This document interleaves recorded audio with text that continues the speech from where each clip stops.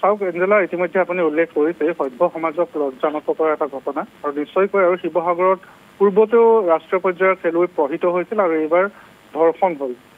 যে বিয়লি শুক্ৰবাৰে বিয়লি প্ৰায় 4:30 এই কাণ্ড সংঘটিত হয় যে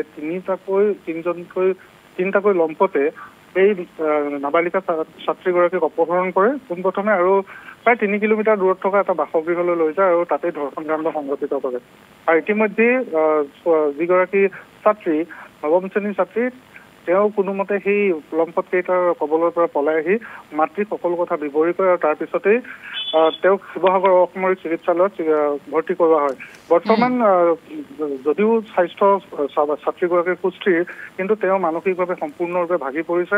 আৰু ইতিমধ্যে পৰিয়ালৰ লোকে ডিমৌ আৰক্ষী থানাত এজাহাৰ দাখিল কৰিছে, আৰু আৰক্ষীয়েও তদন্ত আৰম্ভ কৰিছে, আৰু যিকেইজন অভিযুক্ত, যিকেইজনৰ বিষয়ে ইতিমধ্যে অভিযোগ কৰিছে ছাত্ৰীগৰাকীয়ে, সেইকেইজন লম্পটক ইতিমধ্যে বিচাৰি আৰক্ষীয়ে তালাচী অভিযান আৰম্ভ কৰিছে। আৰক্ষীয়ে এতিয়ালৈকে সুমুহূৰ্ত লাভ কৰিবলৈ সক্ষম হৈছে নে এই অভিযুক্তকেইটা?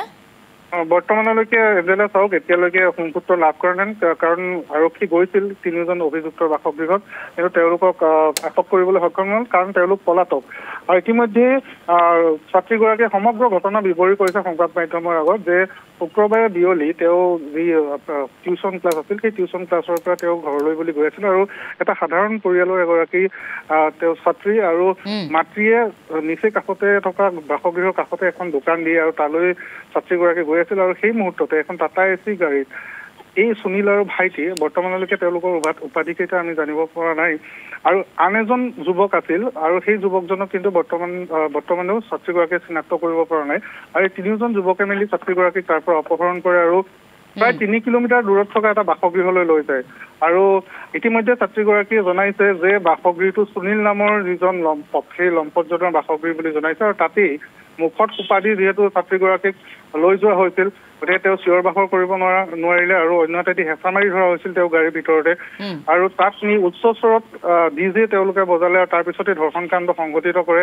যথেষ্ট ছাত্ৰীগৰাকীয়ে ইতিমধ্যে জনাইছে যে তেওঁ যথেষ্ট চিঞৰ বাখৰ কৰিছিল, কিন্তু কাষৰ মানুহে শুনিবলৈ সক্ষম হোৱা নাছিল সেই চিঞৰ। আৰু সেই ঘৰটো যিটো ঘৰৰ কথা এই ছাত্ৰীগৰাকীয়ে বৰ্ণনা কৰিছে, খুব শিহৰণকাৰী আচলতে, সেই ঘৰটোত আৰক্ষী গৈ উপস্থিত হৈছে নে পৰৱৰ্তী মুহূৰ্তত তথ্য প্ৰমাণ বিচাৰি? ওচৰ চুবুৰীয়া কোনো নাছিল নেকি? কোনেও এই ঘটনাটোৰ বিষয়ে তিল মানুহ উমান পোৱা নাছিল নে, যে ইমান উচ্চ স্বৰত তাত কি বজাই আছে, কি হৈছে, কোনেও এই কথাটো জানিবলৈ চেষ্টা কৰা নাছিল নে? ওচৰত চুবুৰীয়া নাছিল কোনো? ইতিমধ্যে ছাত্ৰীগৰাকীয়ে জনাইছে যে যিহেতু যিজন সুনীল আৰু ভাইটি নামৰ যিজন লম্পট, তেওঁলোকৰ ঘৰত প্ৰায়ে এইদৰে উচ্চ স্বৰত ডিজে বজোৱা যায়, গতিকে সেই সময়তো তেওঁলোকে বজাইছিল, গতিকে তেওঁ চিঞৰ বাখৰ কৰিছিল যদিও যি শব্দ ডিজেৰ পৰা ওলাইছিল, সেই শব্দত তেওঁ চিঞৰ বাখৰ তল পৰিল, আৰু ছাত্ৰীগৰাকীয়ে কোনোমতে তাৰ পৰা পলাই পোনে পোনে মাতৃৰ কাষ পালেগৈ, আৰু গতিকে ওচৰ চুবুৰীয়াক তেওঁ সেই সময়ত অৱগত নকৰিলে, আৰু মাতৃক সমগ্ৰ ঘটনা অৱগত কৰিলে, আৰু তাৰপিছতে তেওঁক চিকিৎসালয়লৈ লৈ অহা হয়, যিহেতু তেওঁ শাৰীৰিকভাৱে স্বাস্থ্যৰ যথেষ্ট অৱনতি ঘটিছিল, মানসিকভাৱেও তেওঁ ভাগি পৰিছিল, আৰু ইতিমধ্যে শিৱসাগৰ অসামৰিক চিকিৎসালয়ত তেওঁ চিকিৎসাধীন হৈ আছে। অন্যহাতেদি মাতৃ ডিমৌ আৰক্ষী থানাত যিহেতু এজাহাৰ দাখিল কৰিছে, আৰু এজাহাৰ দাখিলৰ পিছতে ডিমৌ আৰক্ষীয়েও তদন্ত আৰম্ভ কৰিছে, কিন্তু যিটো বাসগৃহত প্ৰকৃততে এই ঘটনা সংঘটিত হৈছিল তাতো তেওঁলোকে তালাচী অভিযান কৰিছিল, কিন্তু যিকেইজন অভিযুক্ত তেওঁলোকক এতিয়ালৈকে আটক কৰিবলৈ সক্ষম হোৱা নাই। আৰু নিশ্চয়কৈ এনেধৰণৰ ঘটনা যি শিৱসাগৰত পূৰ্বতেও সংঘটিত হৈছে, এগৰাকী ৰাষ্ট্ৰীয় পৰ্যায়ৰ খেলুৱৈক প্ৰহাৰ কৰা হৈছিল ৰাজপথতে, খুব দুৰ্ভাগ্যজনক, গোটেই ঘটনাটো খুব দুৰ্ভাগ্যজনক। আমি আশা কৰিম খুব সোনকালে আৰক্ষীয়ে তদন্ত প্ৰক্ৰিয়া আগবঢ়াই নিয়ক, আৰু দোষীক কঠোৰতকৈ কঠোৰ শাস্তি বিহক, আৰু খুব সোনকালে যাতে কৰায়ত্ব কৰিব পাৰে, এইখিনি আমি আশা কৰিছোঁ। ধন্যবাদ জনাইছোঁ শংকৰজ্যোতি শইকীয়া। পৰৱৰ্তী মুহূৰ্তত আপোনাৰ কাষলৈ যাম তদন্ত প্ৰক্ৰিয়া আগবঢ়াৰ পাছতেই।